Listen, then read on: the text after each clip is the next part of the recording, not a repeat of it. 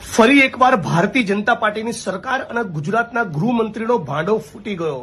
છેક હરિયાણાના મેવાતથી કચ્છ સુધી 1000 કિલોમીટરનું અંતર કાપી 4 કરોડનો દારૂ હરિયાણાથી કચ્છ સુધી પહોંચ્યો. અને ફરી સ્ટેટ મોનિટરિંગ સેલે શું એક્શન લીધી? ખાલી કોન્સ્ટેબલ અને પીએસઆઈ ને પીઆઈની સામે તવાઈ આવી, એમને સસ્પેન્ડ કર્યા, એમની સામે એક્શન.